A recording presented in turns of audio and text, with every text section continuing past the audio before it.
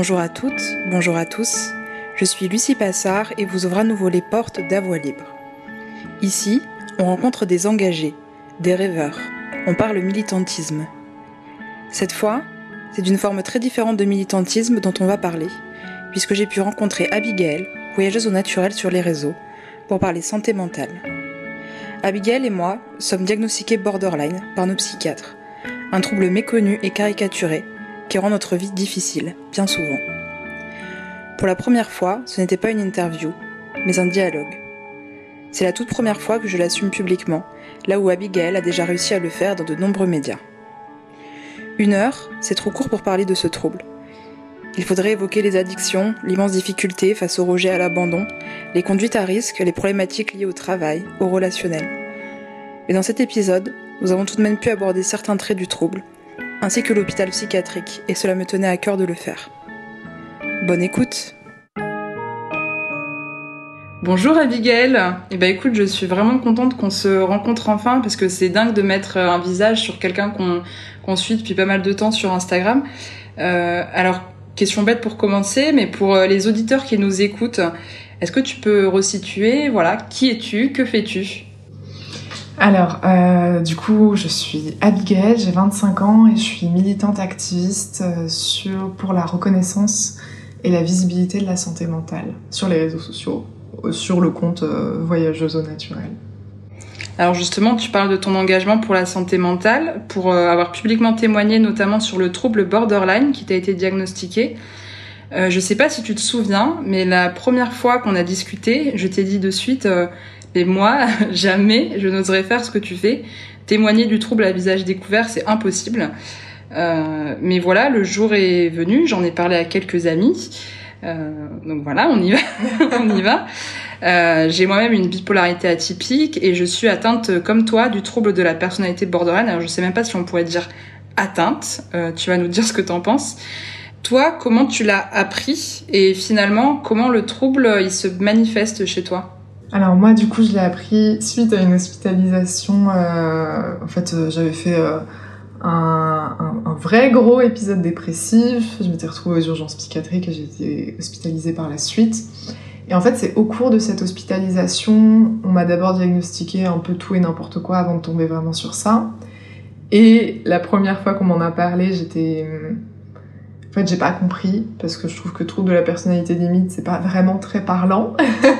C'est sûr. Ouais, et donc du coup, il a fallu attendre que je rencontre une autre psychiatre qui prenne vraiment le temps de m'expliquer ce que c'est. Et exactement comme toi, en fait, quand on m'a lu tous les points, donc une très grande impulsivité, une sensation de vide, tout ou rien, être très écorchée vive, être tout le temps poussée dans les extrêmes... être très hyper émotive, hyper sensible, finalement j'ai compris que je cochais absolument toutes les cases et que ça m'a paru une évidence, quoi. C'était ça. C'était ça. L'hôpital, quand t'es allée en psychiatrie, est-ce qu'il y a eu un événement qui a poussé à ça ? Est-ce que t'as vécu une décompensation, par exemple ? Je sais que moi c'est arrivé parce qu'il y a un été, donc ça commence par une rupture qui entraîne une perte de boulot, la perte de la maison, etc. Et pour raconter un peu mon histoire, chose que je n'ai jamais faite, moi j'ai commencé à agir très bizarrement. En fait, le trouble était là, en fait il a toujours été là, mais il est jamais sorti, on va dire. Et cet été-là, je commence à beaucoup boire, à plus savoir où j'étais, même si j'arrivais au départ à faire semblant devant tout le monde. Hein. Et en vérité, j'ai passé 3 semaines sans dormir. Mais quand je dis sans dormir, c'était pas des insomnies, c'était vraiment le sommeil était impossible. Donc après je fumais 5 paquets de clopes en faisant le tour de mon jardin la nuit, je m'alcoolisais très massivement, je priais pour dormir, je m'étais même dit mais en fait si demain en fait j'arrive à m'endormir, plus jamais je me plains de rien dans la vie, on en était à ce stade. Et en fait en privé je faisais des choses complètement incohérentes, je savais plus taper un SMS, ça a été poussé jusqu'aux hallucinations. Ça, j'y ai compris après que c'était le manque de sommeil. Mais sur le coup, ça fait vraiment flipper et tu t'imagines tout un tas de maladies psychiatriques derrière. Je me souviens aussi être allée voir un psychologue à Agen dans un état complètement anormal parce que finalement, je savais même plus à quelle porte frapper. Est-ce que t'es passé par là aussi? Quand est-ce que cette première hospitalisation arrive? Alors cette première hospitalisation, moi c'était plus... j'ai complètement chuté dans un état dépressif. Et... non, j'ai pas eu le sentiment d'avoir une... Enfin, à part si on considère que l'état dépressif était une décompensation, du coup dans ce cas-là, oui. Mais... Ouais, c'est un peu une sensation de vide. En fait, c'est ça qui est très perturbant avec l'état dépressif. C'est que, en apparence, tout allait bien dans ma vie, mais j'étais pas heureuse, je faisais que pleurer. Et à l'inverse de toi par rapport au sommeil, moi c'est tout l'inverse. J'ai ce que j'appelle de l'hypersomnie. C'est-à-dire je dors 12 à 14 heures par nuit, et encore, parce que je mets un réveil pour me réveiller. Mais en fait, je suis vraiment capable de dormir à l'infini. J'ai vraiment cette impression. Et au-delà. Et au-delà. Et c'est un vrai problème parce que je dors énormément et je suis jamais... je suis jamais ressourcée. Et ouais, genre... je sais que ça, c'est un vrai problème. Et pour le coup, à travers la psychiatrie, j'ai compris que, en fait, je me réfugie dans le sommeil. Vu que ma vie me convient pas, vu que la vie est trop difficilement supportable à certains moments, du coup bah je dors. Vraiment c'est ma solution, c'est ma solution à tout, tu vois. Genre t'es triste, tu ressens une douleur, bah dodo. Et parce qu'il y a que quand je dors que je ressens pas toutes ces choses, quoi. Je pense que le trouble borderline c'est assez méconnu. Je pense que ce serait bien pour les auditeurs qu'on développe un petit peu ce que c'est. Il y avait une phrase qui m'avait marquée dans ton interview Combini, là, tu avais dit « Soit je veux me sentir vivante à fond en vivant des expériences extraordinaires, ou soit je ne veux pas être du tout. » Alors c'est tellement vrai, hein, c'est exactement ce que je ressens. Est-ce que tu peux un petit peu détailler les points du trouble pour vraiment quelqu'un qui ne connaît pas du tout ce que c'est? Ouais, alors moi le trouble tel qu'il se manifeste, c'est vraiment...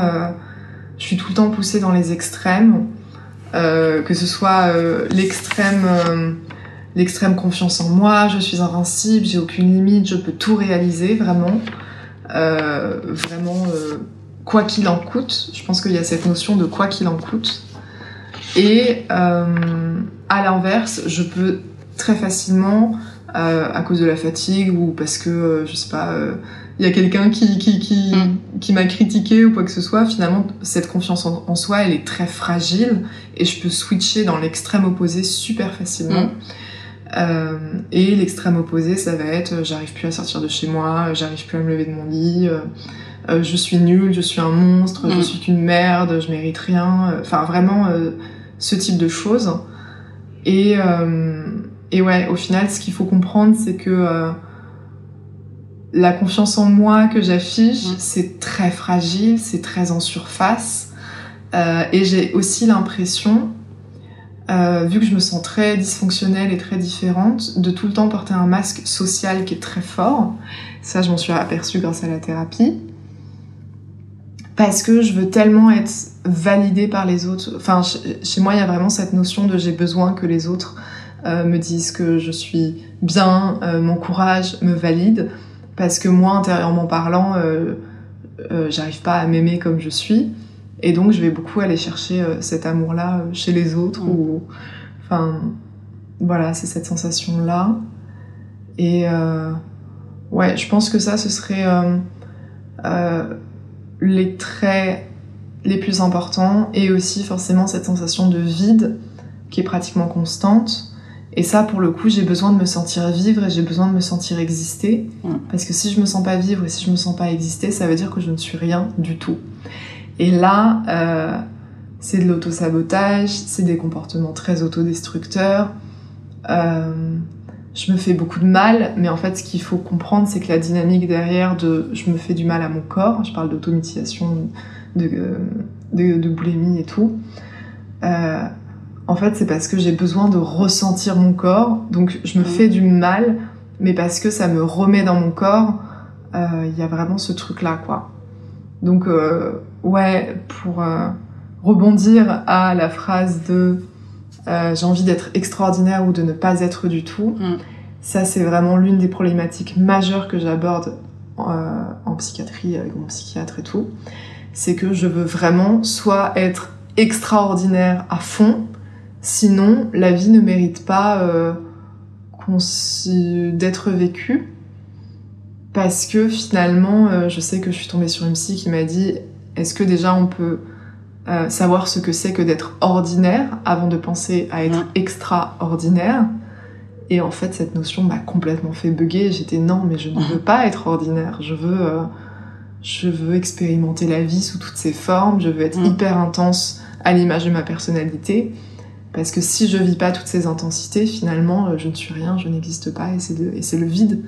Et ça, c'est pas quelque chose que j'ai envie. » Mais le vide, c'est dingue, c'est un sentiment que j'ai depuis toujours, mais le mot, en fait, vide, enfin, je l'ai associé au mot vide depuis à peine 1 an, et j'ai du mal à imaginer comment une personne classique ressent les choses, parce que ce vide, il m'habite tellement que j'ai du mal à voir comment les gens font pour ne pas le ressentir, en fait. Et exactement comme toi, c'est un vide que j'essaye de combler.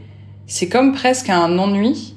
Donc c'est limite, il faut que je me mette des cases partout dans mon agenda. J'ai un Google Agenda qui déborde. C'est parce que sinon, dès lors que t'as un peu d'ennui, un peu de vide, c'est les angoisses.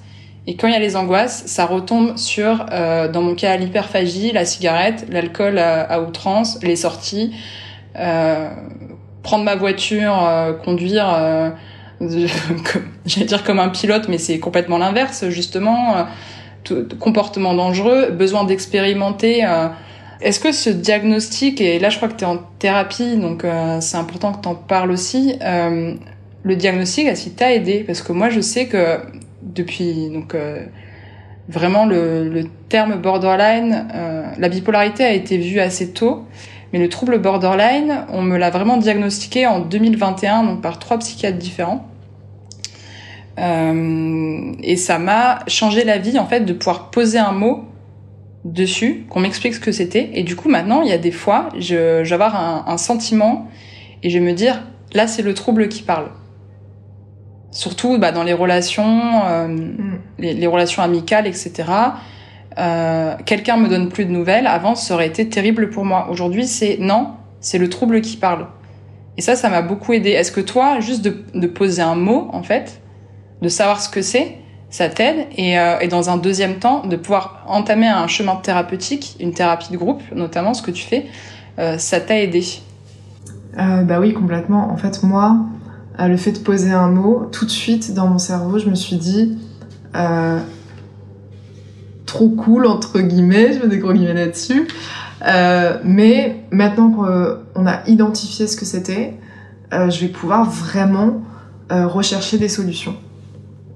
Donc, ce qui s'est passé dans ma tête, c'est ok, donc tout de suite, on va aller chercher toutes les solutions qu'il y a pour les borderline, les traitements, les thérapies, tout ce que vous voulez, mais voilà. Et aussi, ce qui est chouette quand on a un diagnostic, c'est que ça permet aussi de se raccrocher à une communauté, je mets des guillemets aussi là-dessus, mais moi dans ma tête je me suis dit si ça existe, ça veut dire que potentiellement d'autres gens ont ça, et donc si d'autres gens ont ça, du coup je vais pouvoir chercher comment les autres gens vivent avec ça, qu'est-ce qu'ils ont fait de leur vie, est-ce qu'il y a des gens qui arrivent à être épanouis, ça ouvre finalement tout un champ de solutions et de possibles, alors qu'avant, quand j'étais pas diagnostiquée, c'était juste je suis mal et je suis mal et c'est comme ça et ça changera pas et en gros je dois dealer toute seule avec ça, donc c'est aussi un très grand sentiment d'isolement.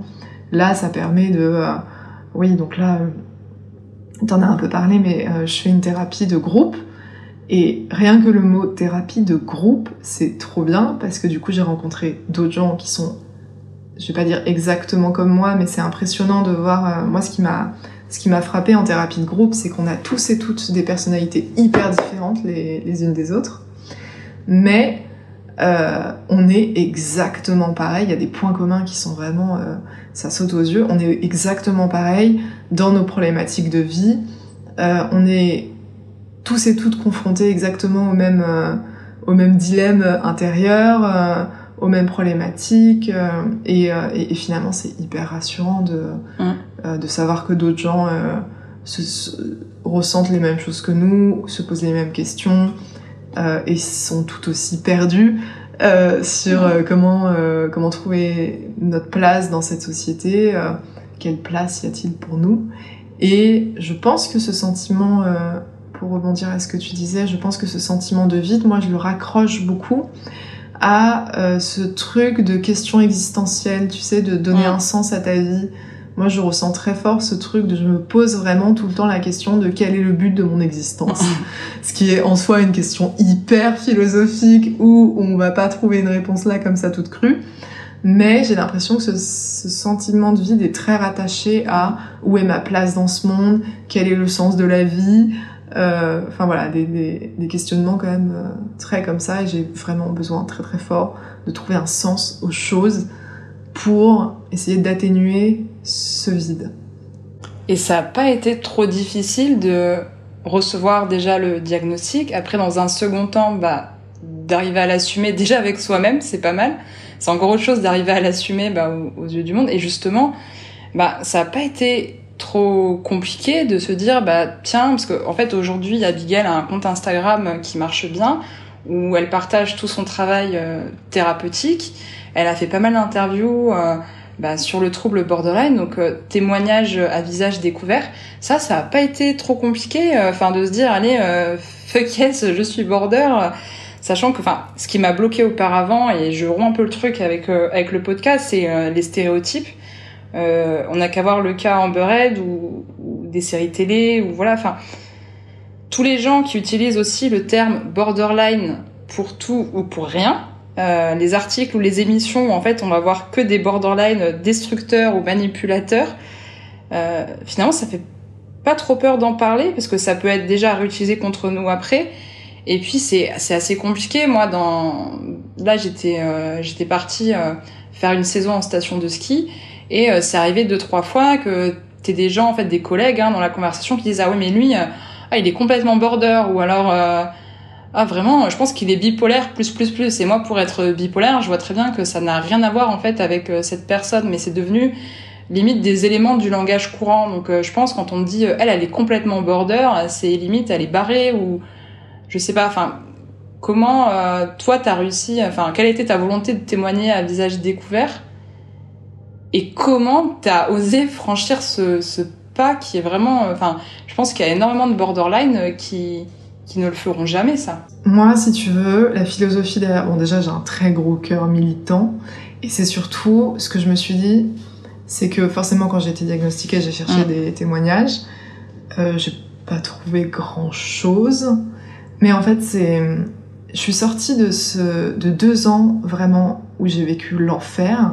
J'ai eu des traumas, j'ai galéré à trouver des psychiatres, j'ai galéré à trouver des traitements. Vraiment, j'avais l'impression de me battre à contresens. Et en fait, je me suis dit, c'est tellement une souffrance dans ma vie, on ne peut pas ne pas en parler. Je souffre tellement fort de ça, il faut qu'on en parle. Absolument. Et en fait, c'était pareil, le quoi qu'il en coûte. Il faut témoigner, il faut de la visibilité, et c'est surtout, comme tu l'as très bien dit, il y a... moi, je me reconnais pas du tout dans les modèles borderline qui sont donnés, de cette personne qui est très manipulatrice et tout. Moi, c'est pas comme ça que je vis mon trouble. J'ai pas l'impression... En fait, il faut absolument casser cette image, parce que ça nous renvoie une image de nous-mêmes en mode nous sommes des monstres, et ça c'est vraiment pas possible, parce que non. En fait, moi j'ai juste l'impression d'être une personne qui a vécu plein de traumas, plein de rejets, plein d'abandons, et qui est juste terriblement en manque d'amour, parce que finalement ce qu'il faut comprendre, c'est que moi ce que je recherche, c'est juste être aimée, être rassurée, et en effet j'ai pas forcément les bons codes de communication pour correctement communiquer avec les autres. Après, ça c'est un apprentissage. Et non, il faut informer le plus grand public possible là-dessus. Après, pour assumer l'image de borderline, en toute sincérité, je l'assume pas. Témoigner sur les médias, ça me met dans une très grande vulnérabilité, ça provoque beaucoup d'angoisse. Je sais que beaucoup de gens à travers mon compte Instagram pensent que j'assume de ouf, mais en vrai derrière c'est hyper fragile et ce qui me donne la force de le faire, c'est tous les retours que j'ai. C'est parce qu'il y a des gens qui me disent ah mais depuis que je te suis sur Instagram, bah finalement ça m'a motivée à partir aller voir un psy. Enfin, si j'avais pas eu tous ces retours, j'aurais arrêté depuis longtemps. Et oui, je sais que... Et aussi, en fait, il y a ce truc où sur les réseaux sociaux, c'est très bizarre, mais dans ma tête, j'ai pas l'impression que ce soit vraiment concret, dans le sens où je me sens très libre de dire tout ce que je veux et de me montrer vraiment telle que je suis, parce que je suis pas confrontée directement au regard des gens. Mais je sais que dans ma vie de tous les jours, c'est quelque chose que je n'assume pas, parce que ce travail d'acceptation, il n'est pas encore totalement fait, parce qu'il faut dire ce qui est, c'est quand même super difficile à être... Enfin, vraiment à se dire, allez, moi je suis hyper ok, j'assume de ouf, et peu importe le regard des autres. Moi, ça, pour le moment, j'y arrive pas. Et bien sûr que ça me fait super peur d'être stigmatisée, bien sûr que j'ai super peur du regard des autres. Évidemment que oui, non, c'est pas facile. Donc, je sais pas pourquoi, dans ma tête, c'est très coupé en deux. Il y a ma vie sur les réseaux sociaux, qui est ma fausse vie, et il y a ma vraie vie dans la vie de tous les jours, avec mes amis, avec les gens que je rencontre en soirée, avec tout ça. Et là, pour le coup, le trouble border, moi, je l'efface complètement, ça n'existe pas, je le cache le plus possible, et je veux pas que les gens sachent. Donc ouais, c'est un peu bizarre. En fait, j'ai l'impression que tout ce qui se passe sur les réseaux sociaux, c'est très fictif, ça n'existe pas vraiment. J'ai encore du mal à me dire qu'il y a vraiment des gens qui regardent mes témoignages, mes vidéos, et enfin voilà, ça reste très des messages sur Instagram, mais je suis pas confrontée directement. Donc ouais, ça m'aide. Mais j'ai le même truc dans la vraie vie qui est d'effacer carrément le trouble. Quand je sors sur Bordeaux, etc. Enfin, déjà, je vais pas me ramener à la soirée et dire bonjour, enchantée, c'est Lucie, je suis borderline et bipolaire, ça serait un peu bizarre. Mais je me suis rendu compte, là, il y a pas longtemps, je me disais, mais en fait, là, si je me remets en couple, c'est hors de question que j'aborde le sujet et que je le dise. Je pense que je le dirai jamais. Bon, là, du coup, je le dis à travers le podcast, mais parce que déjà, ça m'a coûté mon ancienne relation de couple, parce que le fait qu'on soit borderline, finalement, c'est avec tous les stéréotypes qu'on a autour. Donc, tu pourras peut-être nous dire à quel stéréotype aussi on le rattache. Mais c'est très facile ensuite de t'attaquer et de te faire porter, par exemple, les responsabilités d'une rupture. Voilà, enfin, ça doit être... moi, j'arrive pas, en fait, à le dire, même à mes amis. C'est tout récent, il m'a fallu 1 an. Hier, j'étais à Paris dans un bar, j'en ai parlé pour la première fois à mon ami Thomas, qui a eu une super réaction, mais ça a mis énormément de temps. Au début, j'étais plus là où j'étais à Grenoble les derniers mois, je ne voulais absolument pas que ça se sache. Et du coup, ça m'a fait passer aussi à côté de pas mal de choses parce que j'étais pas totalement qui je suis, ce qui fait que, par exemple, au sein du travail, je faisais en sorte de vraiment séparer à fond le boulot, le perso, ce que je tends à faire de moins en moins. Voilà, enfin, est-ce que toi, tu as une solution un petit peu miracle pour savoir est-ce qu'il faut en parler à ses proches? Comment il faut le faire? Si on rencontre un ami, un compagnon, une compagne, qu'est-ce que tu as déjà réfléchi à la question? Parce que moi, j'ai pas encore de réponse. Et pourquoi d'ailleurs on a autant de mal à en parler? Pourquoi ce trouble fait si peur finalement, à tel point que nous-mêmes, on arrive difficilement à l'assumer? Je pense que c'est le manque d'information. En toute sincérité, je pense que les gens sont pas du tout informés là-dessus. Donc forcément, le mot borderline fait super peur. Le mot hôpital psychiatrique, l'image de la psychiatrie aujourd'hui dans notre société, les gens flippent, mais parce qu'ils savent pas ce que c'est, parce que ils savent pas, ils y sont jamais allés. Et je pense que c'est un peu comme tout dans la vie. Tout ce qui nous est inconnu, en premier lieu, fait peur. Mais une fois que l'inconnu devient un peu plus connu, et ben finalement maintenant ça va. Mais pour répondre à ta question sur les proches, moi, en toute sincérité, quand j'ai été hospitalisée en psychiatrie, ça a fait un tri radical. C'est-à-dire que il y a des gens où, à la seconde où j'étais en psychiatrie, ils ont totalement disparu de ma vie. Je me suis fait ghoster, en fait. Le ghosting, comme jamais. Et à l'inverse, il y a des gens avec qui, genre, je parlais pas tous les jours, mais qui, du jour au lendemain, se sont mis à m'envoyer des messages trop mignons, à prendre de mes nouvelles, à me dire, putain, j'espère que ça va et tout. Et en fait, finalement, quand j'ai été hospitalisée en psychiatrie, c'était quelque chose que je pouvais pas cacher. Parce que j'ai pu, enfin voilà. Moi j'ai réussi vachement à le cacher, tu vois, il suffit de dire tu pars en retraite méditative. Enfin en fait juste j'avais pas mon portable, j'ai tout coupé et quand je suis sortie de là en fait j'en ai pas forcément parlé, j'ai enchaîné direct avec Grenoble et ça mais ça a fait du tri exactement comme toi. Justement l'hôpital psychiatrique, gros sujet, on va pouvoir en parler. Pour ma part, j'ai eu beaucoup de chance parce que je suis tombée sur une psychiatre formidable qui m'a orientée sur une clinique privée toulousaine. Parce que, en fait, avant ça, donc après 3 passages aux urgences où on m'a diagnostiqué tout et n'importe quoi, c'est-à-dire j'en étais au point où on pensait que j'étais schizophrène, ce qui n'a absolument rien à voir. Et puis c'est pas du tout les mêmes symptômes. Donc aussi on m'a médicamentée. En fait, on me donnait des médicaments qui étaient pas du tout adaptés à ce que j'avais. Donc forcément, on a des réactions, enfin le cerveau ne peut pas fonctionner correctement et enfin c'était vraiment un cercle vicieux de j'avais l'impression que dans ce type d'endroit les urgences où ils sont débordés, il y a pas de moyens, en fait ça me rendait encore plus folle parce que t'attends, derrière on te sort tout et n'importe quoi, on te donne des médicaments, tu comprends plus ce qui t'arrive et j'ai fait un petit passage après ça en fait à l'hôpital public. Et vraiment, j'ai fait demi-tour. Moi, j'ai supplié en fait la personne qui était avec moi, qui me disait mais si ça va te faire du bien, au stade où t'en es, il faut que tu te reposes. Et j'ai dit mais comment tu veux que je me repose ? Ce lieu me faisait peur. Les psychiatres référents là-bas m'ont effrayée mais à un point. Et je me suis dit si je reste là-bas, j'ai l'impression d'être dans le film Shutter Island. En fait que finalement j'allais devenir mais encore plus tarée que ce que j'étais à l'époque, même si je n'étais pas tarée, mais en tout cas, je commençais à me dire putain, c'est très bizarre, j'ai des hallucinations, j'arrive plus à taper un SMS, j'arrive plus à m'alimenter, il y a quelque chose qui va pas, j'arrive plus à dormir.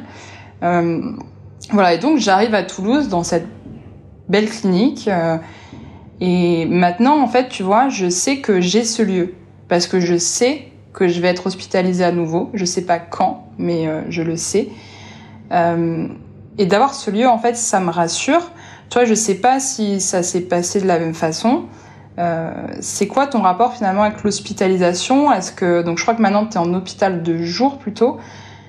Comment ça arrive en fait ce moment où tu découvres l'hôpital psy ? Comment tu le vis au départ ? Est-ce que là par exemple tu te sens comme moi à te dire oui j'ai un lieu où je sais que je peux retourner ?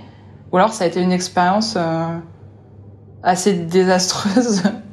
Alors, c'est là où moi je différencie un hôpital qui a les moyens d'un hôpital qui n'a pas les moyens. Parce que j'ai vécu une première hospice qui a créé beaucoup de traumas chez moi, mais parce que la structure était réellement en manque de moyens humains et matériels. Et je pense vraiment qu'il faut mettre les moyens dans l'hôpital psychiatrique, sinon ça crée tout l'inverse en fait. Ça nous crée des traumas et ça nous crée ça nous crée une peur, on se sent en insécurité. Moi, j'ai vraiment ressenti que c'était un milieu qui était très hostile, finalement. Et ça c'est pas possible, en fait. Ça, c'est vraiment pas possible. On peut pas arriver en se disant « Ouais, chouette, je vais enfin être prise en charge, ça va enfin aller mieux », et finalement se prendre un coup de porte énorme dans la figure, et de se dire finalement, tout comme toi, moi j'ai perdu 6-7 kilos, j'arrivais plus à m'alimenter, j'ai eu des hallucinations, il y a eu tout ça. Et oui, je pense que c'est vraiment ce truc de est-ce que c'est une structure qui est en souffrance ou est-ce que c'est une structure qui a les moyens ? Est-ce que c'est un hôpital où tu te balades dans les locaux et tu vois à quel point finalement ça ressemble énormément au milieu carcéral, je suis désolée mais il faut dire ce qui est. Enfin moi en tout cas c'est comme ça que j'ai ressenti dans une certaine structure et je sais que d'autres aussi ont eu ce même sentiment parce que j'ai eu des témoignages qui vont dans ce sens aussi. À l'inverse, là je suis dans un hôpital de jour. L'hôpital il est hyper neuf, il vient d'être rénové. Enfin vraiment la structure, rien que les locaux, je vais pas dire je suis heureuse d'y aller, mais c'est agréable. Voilà, il y a un parc, il y a des trucs, il y a des vitres partout, c'est hyper lumineux et l'air de rien. Je suis désolée, mais il faut dire ce qui est. La structure joue énormément. Est-ce qu'il y a de la couleur dans l'hôpital? Est-ce qu'il y a de la déco, des tableaux, des trucs? Enfin, bon, voilà. Il y a des signes qui trompent pas. Et aussi, ça se voit quand en face de toi, t'as un psychiatre qui est au bout de sa vie parce qu'il a trop de patients à gérer et qu'il n'arrive pas à suivre correctement tout le monde. Ou alors, à l'inverse, quand t'as un ou une psychiatre qui... on sent que il ou elle est super bien formé, ils connaissent super bien le trouble vraiment de la personnalité borderline, ou même, enfin voilà, qui sont hyper passionnés par leur taf, qui s'investissent, qui font preuve d'une très grande patience, d'une très grande bienveillance, mais c'est aussi parce qu'ils ont les moyens de le faire. C'est aussi parce qu'il y a une équipe qui est suffisamment nombreuse pour pouvoir encadrer, là dans mon cas, tout un groupe de borderline. Il faut dire ce qui est. Peut-être que s'il y avait eu moins d'effectifs, on aurait été moins bien suivis et que ça aurait été une expérience différente. Mais nous, c'était exactement ça. Ça ressemblait plutôt à un hôtel. Mais moi, ils m'ont vraiment retapé. Parce qu'au stade où j'en étais, quand tu sais même pas écrire ou faire un mail, sachant que à l'époque, j'avais quand même je faisais un travail assez prenant, assez difficile aussi parfois. Et je me suis dit, mais en fait, je vais même plus arriver à trouver un emploi finalement, vu que dès lors que tu sais même plus écrire ton prénom, c'est un petit peu compliqué. Et cet hôpital, ils m'ont complètement retapé. C'est exactement ça. Enfin, t'as un parc, il y a des locaux, et en fait, c'est un endroit pour se reposer. C'est très calme. Tu rencontres des personnes extraordinaires qui ont toutes des blessures de vie. Ça fait un petit peu, c'est un peu bizarre parce que t'as un peu ce côté colo, même si ça peut être un petit peu néfaste par la suite, ça on en a parlé tout à l'heure. Mais en tout cas, c'était un lieu pour se reposer. Et nous, il y avait beaucoup d'ateliers. Si tu veux, t'avais plein d'ateliers au cours de la journée, que ce soit d'aller en sport. Beaucoup de gens faisaient du sport, en fait. Pour mon cas, j'allais courir dans le parc tous les soirs.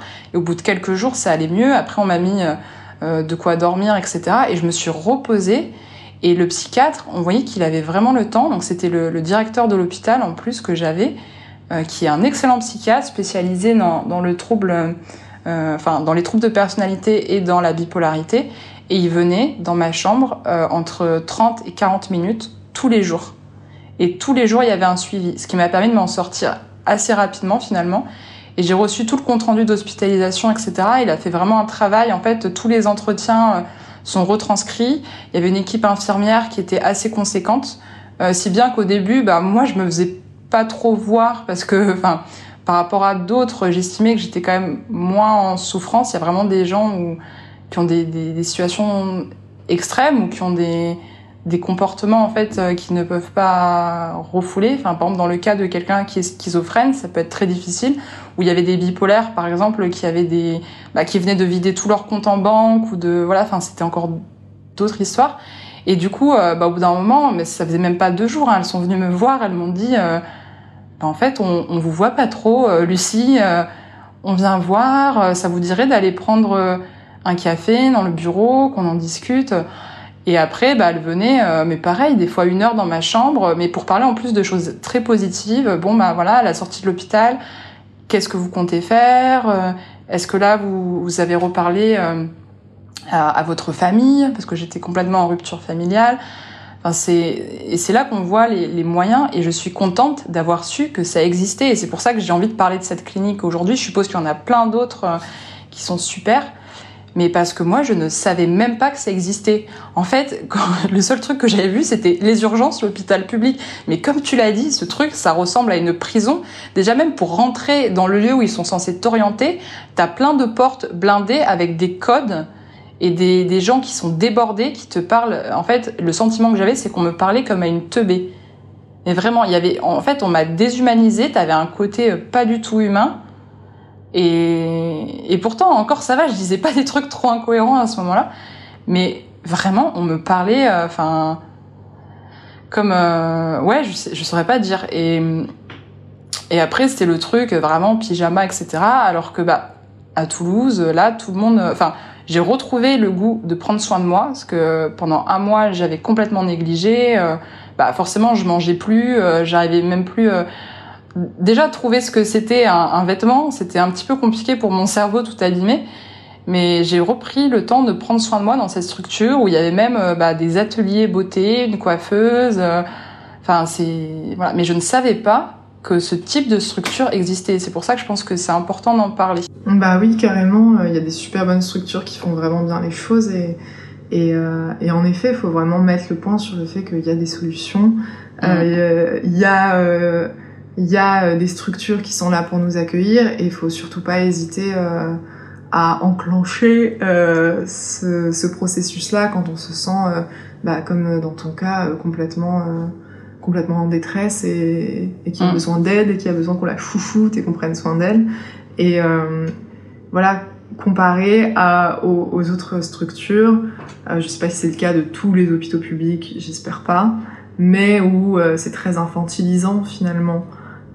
Et ça, en effet, ça aide pas à reprendre un peu le contrôle de sa vie si on est tout le temps infantilisé, si on est tout le temps... qu'on n'a plus aucun pouvoir de décision sur notre propre existence, quoi. Donc, ouais. Et il y a aussi des psychiatres qui sont extraordinaires. Ça reste assez difficile à trouver. La première fois que j'en ai vu pour une bipolarité, en fait, je comprenais pas du tout ce que je faisais là. C'est-à-dire que je le voyais toutes les semaines. Je racontais ma semaine, je payais et je partais. Et d'ailleurs, je suis étonnée. Enfin, en fait, maintenant j'ai compris qu'il avait très bien compris mon diagnostic, mais il me l'a jamais dit, ce qui aurait pu beaucoup m'aider. Mais il reste encore. Je ne saurais pas dire comment je suis tombée sur cette psychiatre à Cahors, c'est-à-dire à plus d'1 heure de là où j'habitais autrefois. Et dès la première fois que je suis rentrée dans son bureau. Décoré, je saurais pas expliquer, mais t'avais une odeur d'encens, plein de petites décos un peu partout, des fauteuils, on se sentait très bien. Et en fait, elle m'ouvre la porte et sur son mur, elle a écrit « Ne demande jamais ton chemin à celui qui le connaît, tu risquerais de ne pas pouvoir t'égarer ». Et cette phrase, en fait, c'est mon mantra depuis toujours. Du coup, je pousse la porte, je me dis « Ok, là, je suis au bon endroit ». Et cette personne me reçoit. Et depuis, en fait, je fais même des fois 2 heures de route depuis Bordeaux pour retourner la voir, parce qu'elle est extraordinaire. Mais c'est vraiment difficile à trouver. Il y a des psychiatres, je sais pas si c'est parce qu'ils sont débordés, qu'ils ne comprennent pas, ou, enfin, j'ai toujours pas la réponse à cette question, mais c'est très difficile. Il y a des moments, en fait, où même des psychologues, quand j'étais à Grenoble, je suis allée voir une thérapeute et j'ai pas du tout, j'étais pas du tout à l'aise et j'avais l'impression qu'on avançait à rien. Le psychiatre, je pense que déjà on devrait presque toutes et tous aller consulter un professionnel de santé pour mieux se connaître, que la psychologie déjà c'est un super bon pas et la psychiatrie c'est vraiment quelque chose à démystifier, même si on dit on pense que c'est seulement pour trouver un traitement et donc c'est que dans les cas extrêmes, ce que je pense pas. Mais justement, en parlant de médicaments, est-ce que toi, t'es médicamenté aujourd'hui ? C'est un truc j'ai eu beaucoup de rejets face à l'hôpital. En fait, le médecin essayait de me convaincre tous les jours d'essayer ceci ou cela, et j'étais dans un refus complet. Je lui ai dit, moi, j'ai pas envie de devenir accro aux médicaments. Même quand j'ai mal à la tête, je vais même pas prendre un Doliprane. C'est-à-dire, je suis vraiment, le côté chimique des médicaments, les conséquences que ça peut avoir pour plus tard. Je me suis dit, mais si ça me provoque d'autres problèmes dans quelques années, c'était très difficile. Aujourd'hui, j'ai quand même accepté de prendre des antipsychotiques et des neuroleptiques. En fait, on m'a dit que c'était important que je le fasse pour éviter une rechute dans la décompensation. Du fait qu'il y avait eu décompensation, c'était encore trop fragile et qu'il fallait un peu 1 année de stabilisation et qu'ensuite je pourrais arrêter.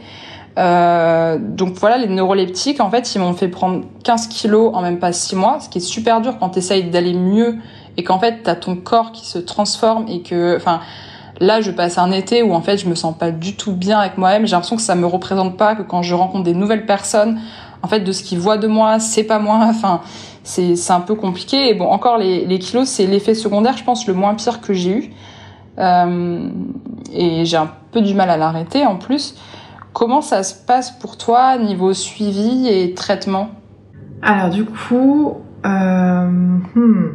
moi en toute sincérité, il y a eu 6 mois où j'ai testé plein de médocs différents. Donc ça a été 6 mois qui ont été très compliqués parce que plein d'effets secondaires, parce que à chaque fois, en gros il faut que tu testes le médoc genre 1 mois ou 2 pour voir si ça fonctionne vraiment et pour l'arrêter aussi.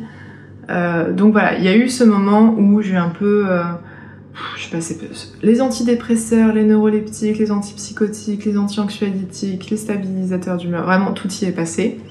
Mais le gros point positif de ça, c'est que aujourd'hui j'ai trouvé le médoc qui me convient. Donc j'ai un traitement médicamenteux, j'ai pas des effets secondaires. Franchement au niveau des effets secondaires ça va, je suis bien. Et franchement c'est un soulagement de dingue d'avoir un traitement médicamenteux qui marche, qui fonctionne.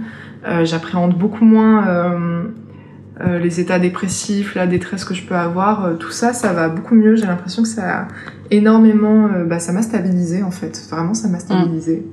Mais je pense que c'est un peu comme tout en psychiatrie.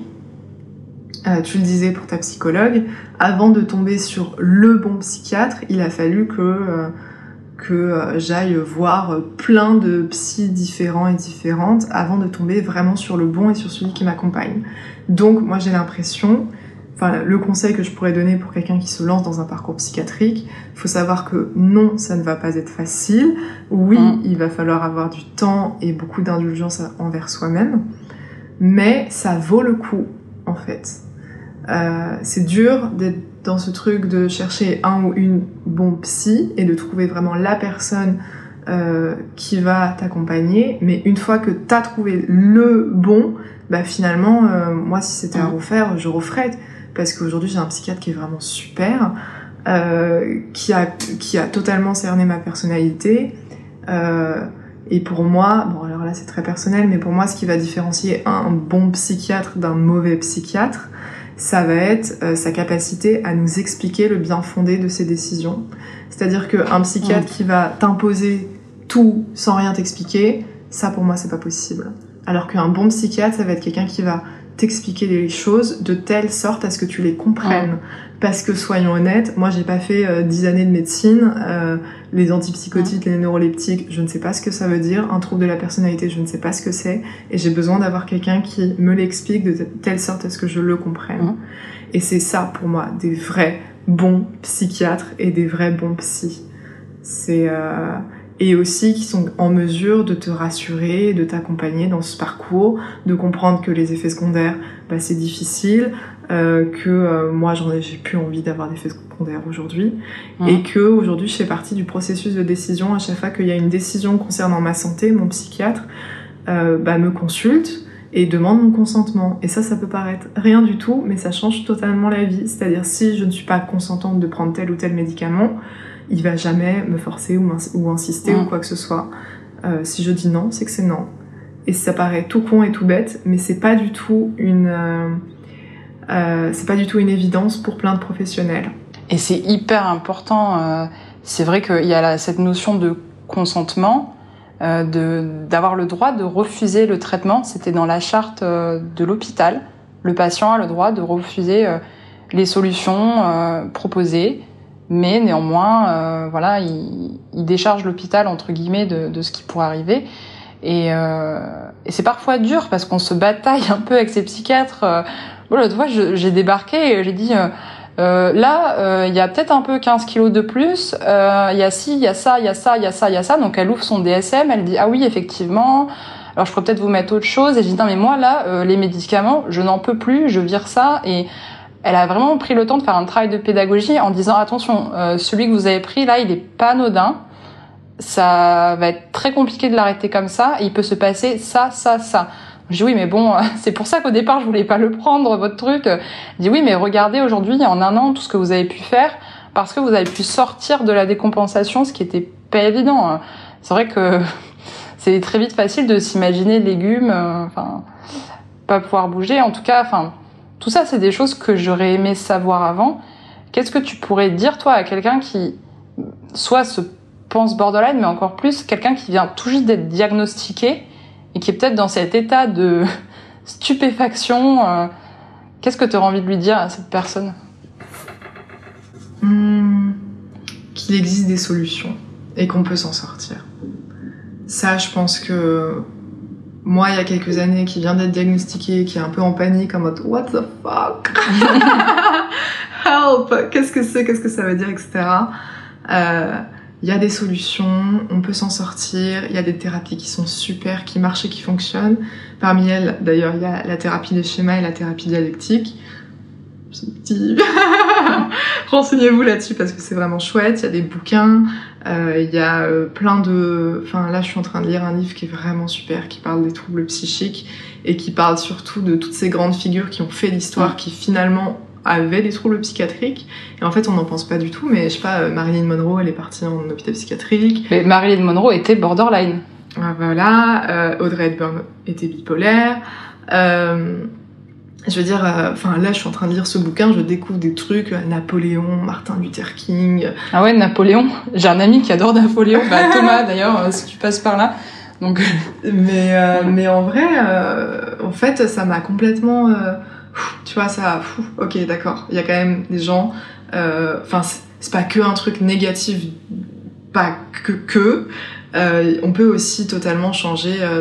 de regard sur la maladie mentale. Il y a plein de grandes figures qui avaient des troubles psychiques. Il y a plein de grandes figures qui sont passées, qui ont transitionné par l'hôpital psychiatrique. Donc voilà. Sur le coup, c'est un peu difficile de voir le côté positif des choses, mais il y a un côté positif et surtout, une fois qu'on a le bon traitement, une fois qu'on a le bon accompagnement, finalement, moi je sais que là je suis très optimiste pour mon avenir et pour mon futur parce que j'appréhende plus du tout ma côté. Enfin, avant je subissais cette part d'ombre, maintenant c'est plus du tout le cas. Maintenant, je sais que si jamais cette part d'ombre revient, parce que soyons honnêtes, on n'est jamais à l'abri que ça revienne, bah je l'appréhende beaucoup moins parce que je sais qu'aujourd'hui je suis hyper bien encadrée.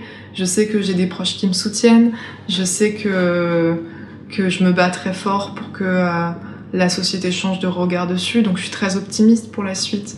Et ouais, je suis plus là à avoir peur de moi-même, au contraire, j'ai beaucoup plus confiance et ouais, c'est... J'ai vraiment envie de terminer sur cette note d'espoir et de positivisme et de vraiment... on peut tout à fait avoir une vie saine et épanouie, j'en suis convaincue. Justement, on va rester sur l'espoir et parce qu'en dehors du trouble, on n'est pas que notre trouble. Toi, tu fais plein de choses différentes. T'as été faire un mois en autostop en Europe pour aller voir les aurores boréales. J'ai suivi tes aventures et c'était, j'ai ri, j'ai pleuré. Enfin, c'était assez incroyable. En plus, le stop, c'est jamais anodin. Ça permet de faire plein de rencontres et ça te challenge aussi. T'as aussi un compte Instagram qui est Voyageuse au naturel où t'es assez active. Voilà, est-ce que tu peux nous parler un petit peu de cette aventure déjà en stop et puis et de ton compte en fait, c'est quoi le message que tu portes et que tu défends? Parce que moi j'ai choisi de te recevoir aujourd'hui parce que t'es militante santé mentale. Au début, la toute première fois que je tombe sur ton compte Instagram, en fait, je tombe parce que j'ai un compte aussi de voyage où j'ai mes photos de voyage. Donc forcément, on me propose des comptes voyage et donc du coup, je tombe à un moment, je ne sais comment, sur une vidéo de toi qui fait du stop et je commence à suivre et donc voilà, quelques jours passent, je continue à suivre tes aventures et il y a un moment, je crois, il y a la vidéo, je crois avec Period Studio qui sort ou Cosmo ou je sais plus laquelle et là je me dis waouh, c'est incroyable, on a ce truc en commun des voyages, mais en plus, moi, je l'aurais jamais soupçonné, tu vois, pour dire et je me dis attends, elle faut que je la rencontre quoi. Mais voilà, est-ce que tu peux nous parler un peu de ce que tu fais à côté, avec ton compte, le voyage, pourquoi ce voyage, est-ce que tu as prévu de revoyager, dans quoi tu te projettes aussi aujourd'hui, retravailler ou t'engager plus justement vers le militantisme? Alors du coup, il y a plusieurs questions. Ouais, non, mais j'ai du mal à synthétiser mes questions. En fait, j'ai envie de... Parce que là, je vois l'heure qui tourne et je me dis, j'ai tellement de sujets à aborder avec elle. Ça va être comme avec Arthur ou Carfa, il va falloir faire... 3-4 autres épisodes, je pense. Alors, du coup, je vais d'abord parler d'autostop. En toute sincérité, c'était un peu...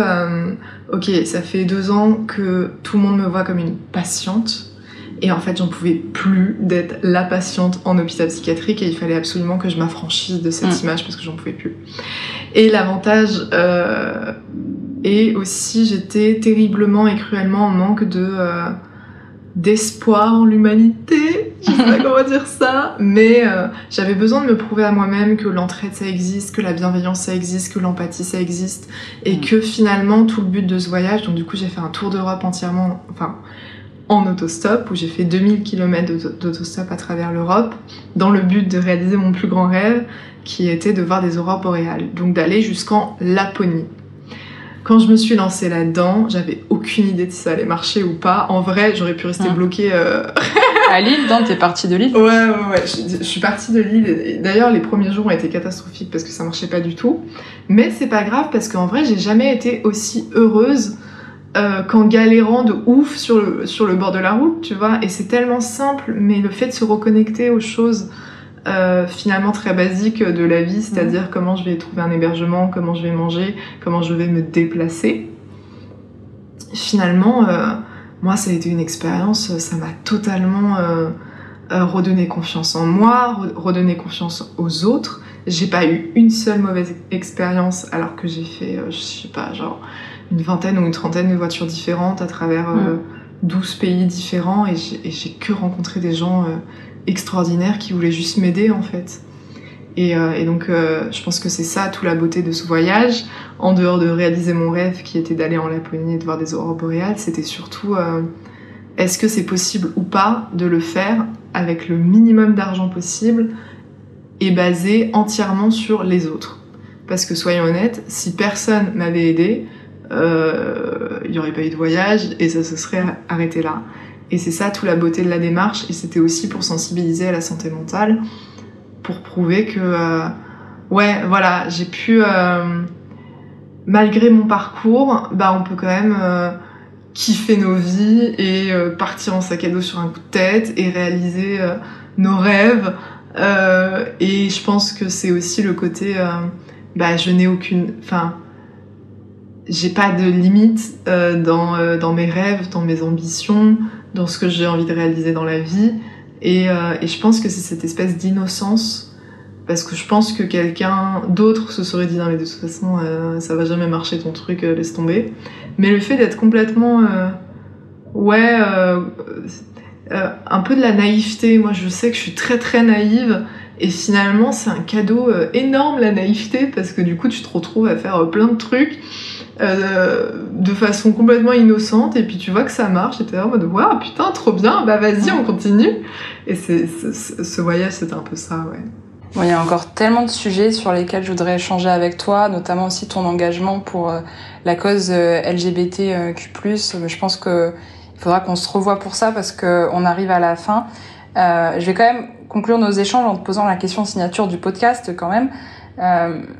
Je sais pas si tu auras la réponse. Souvent les gens ils la reformulent 3 fois. C'est quoi pour toi être militante ? Ah ouais, j'avoue c'est une question. Il y a ça, et je peux te faire déjà la suivante. Souvent j'arrête aussi sur qui voudrais-tu voir sur ce podcast. En général les gens sont là. Qui je voudrais voir sur ce podcast ? C'est une bonne... Parce qu'en plus, comme on prépare pas l'échange, c'est toujours un peu compliqué. Bon, alors voilà. Qu'est-ce que pour toi être militante, et si t'avais quelqu'un à me recommander aussi que t'aimerais bien voir sur ces ondes ? Non. Mais réponds juste à la première question alors. Qu'est-ce que c'est pour moi le militantisme ? Je pense que le militantisme, avant même de vouloir convaincre quelqu'un de sa cause, c'est avant tout porter des valeurs pour soi. Moi, le militantisme, c'est comme ça que je le vis, c'est-à-dire j'essaye d'incarner mes valeurs le plus possible, d'être le plus souvent au clair avec moi-même, et que en fait c'est la meilleure façon de convaincre quelqu'un, c'est d'être soi-même ce qu'on pense et ce qu'on défend. Donc moi c'est comme ça la définition du militantisme, parce que je pense que le militantisme qui est peut-être trop agressif à vouloir absolument faire changer l'autre de point de vue pour adopter son point de vue à soi. C'est pas la bonne méthode. En tout cas, c'est pas les valeurs que je défends. Mais je comprends aussi cette certaine colère qu'on peut avoir par moment, qui fait que ça nous tient trop à cœur, donc on a envie que les autres ouvrent les yeux sur certaines réalités. Mais moi je défends beaucoup des valeurs de douceur, bienveillance, non-violence. Je suis très intolérante à la violence, en fait, c'est ça mon problème. J'ai beaucoup de mal avec la violence. Donc voilà, je pense que pour moi, être militante, c'est avant tout, en quelque sorte, montrer l'exemple soi et d'être le plus souvent en accord avec soi-même. Merci beaucoup pour tout ça. Et écoute, on va s'arrêter là. Je pense qu'on va continuer un petit peu nos échanges hors micro, mais en tout cas, je te recevrai une nouvelle fois avec plaisir. Voilà, je te remercie beaucoup de t'être déplacée jusqu'à moi à Paris. Voilà, je te dis à très bientôt. Oui, à très bientôt et merci à tous ceux qui nous ont écoutés. J'espère que ça vous a aidé. Voilà, des bisous très très forts. Salut. Salut.